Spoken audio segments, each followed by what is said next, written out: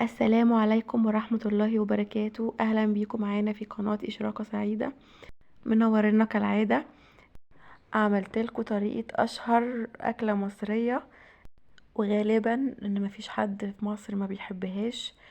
بتتعمل في الفطار وفي العشاء. بتبقى لذيذة قوي، بتحط مع أي فطار. وجبة أساسية في الفطار وفي العشاء. واحنا خارجين الصبح كده بنشم ريحتها في محلات ومطاعم الفول والفلافل. دي الطعمية المصري، او الفلافل، هنا بنقول عليها هنا عندنا الفلافل او الجرين برجر. تمام. يلا نشوفها عملناها ازاي وايه طريقتها. يلا نصلي على رسولنا الكريم عليه افضل الصلاة والسلام. وهي دي المقادير بتاعتنا، سهلة جدا وبسيطة. حوالي نص كيلو فول مدشوش، بنجيبه من عند اي عطار او بقال. تمام. دي الخضرة بتاعتنا اللي هنضيفها، والبصل وفلفل. ولو عندنا عودين كرات، او لو مفيش بنحط عودين بصل اخضر لو موجود عندنا. وكمان حوالي 12 فص توم كده، 10 او 12 فص توم.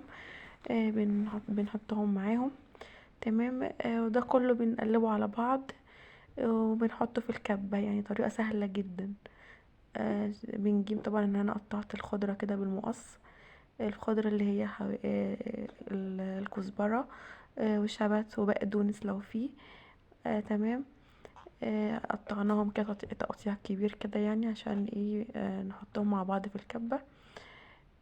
حطيناهم على الفول. دولت حوالي عودين بصل اخضر، برضو قطعناهم كده عليهم. وده قرن فلفل اخضر قطعناه عليهم. وهنضيف طبعا بقى الثوم حوالي 12 فص تقريبا كده. ودول بصلتين صغيرين، بنقطعهم برضو عليهم. تمام كده. مقادير سهلة جدا. آه هنقلبهم بقى مع بعض كده كويس، ونضيفهم في الكبة. هنا لو عندك كبة بتحطي في الكبة، مفيش كبة ممكن تحطيهم في الخلاط العادي. تمام. مفيش اي مشكلة يعني. بتحطي في الخلاط العادي وبيتفرم على طول يعني. تمام كده.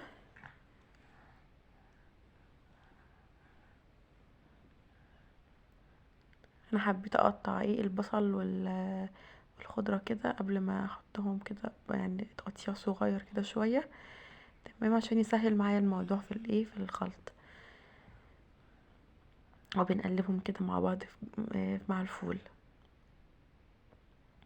وهنا كده جبنا الكبة وحطيناهم فيها. هنا الكبة هنا كانت كبيرة خليتهم كلهم. لو كبة صغيرة برضو ممكن تقسميهم على مرتين او 3 ومفيش مشكلة خالص. بنتصرف يعني. تمام. شغلنا بقى الكبة، ومع بنشغلها شوية وبنقلبها. نجيب اللي فوق تحت، لان دي الكمية كلها. الكبة كبيرة وخدت الكمية كلها. فطبعا انا لازم كنت بوقفها وبجيب اللي فوق تحت.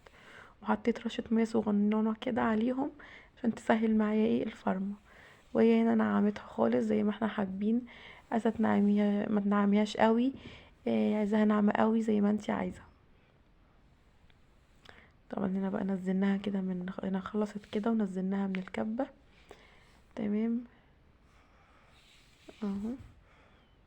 انا كده كنت حباها تبقى بالسمك كده او بالنعومة اللي انتوا شايفينها دي. بس انتوا تبقى عايزين تبقى اخشن شوية. زي ما انتوا حابين، يعني كل على حسب كل واحد ما هو حابب.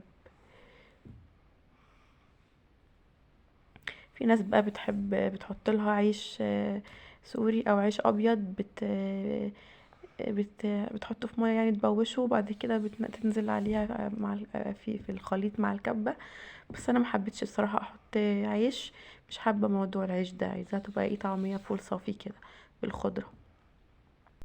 لحد الخطوه دي بقى كده انتي ممكن تقسميها وفي اكياس كده، وبتحطيها في الفريزر. تخزنيها بتطلعي منها زي ما انتي عايزه، ومن غير ما تحطي البهارات. عايزه بقى تحطي البهارات كلها مره واحده، مفيش مشكله. في الناس بتحط بتحطها في الفريزر، ولما تطلع الكيس اللي هتستخدمه وتقليها بتحط بهاراتها في وقتها. اوكي. هنا طبعا بقى البهارات بتاعتها الاساسيه هنا حطيتها مره واحده، وهي كزبره ناشفه، ملح، كمون، فلفل اسود زي ما احنا حابين. اوكي. وشويه كربوناتو او بيكربونات صوديوم عشان ينفشها كده. تمام. نحط بقى بهارات، اي بهارات تانية زي ما انتوا حابين، مفيش مشكله، بس دي البهارات الاساسيه لحد كده. تمام. ممكن لو عايزينها بقى تبقى سبايسي بنحط مثلا مع الخلطة من الأول قرن فلفل حراق، أو هريسة حارة بنضيفها عليها. تمام زي ما احنا عايزين. طبعا دي بقى قسمتها على 4 أكياس كده في الفريزر. تمام. حطيتها في أكياس تلاجة للتخزين بقى، ممكن نطلع منها في وقت فطار أو في وقت عشاء، تبقى جاهزة دوبك، بتبقى على القلي بس. هنا بقى اخدت كيس بقى للقلي عشان نجربه مع بعض. تمام. عملتها، حطيت عليها بيضة، نزلت عليها ببيضاية كده. بتبقى بتظبطها وبتخليها جميلة جدا يعني. ممكن لو مش حابين الموضوع البيض عادي، حابين تحطوا بيض، ده خير وبركة يعني. تمام. حطيت كده رشة فلفل اسود وملح على البيضة، وايه، وخفقتها على العجينة بتاعة الفلافل.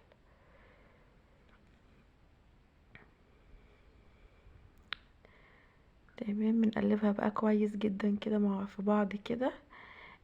بتساعدها برضو على بتنفشها وبتديها طعم برضو، بتعزز الطعم بتاعها. تمام. بتخليها حلوة،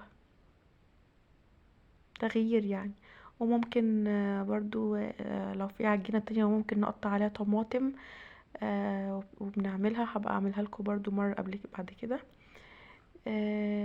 بنقطع طماطم زي السلطة كده وبنضيفها.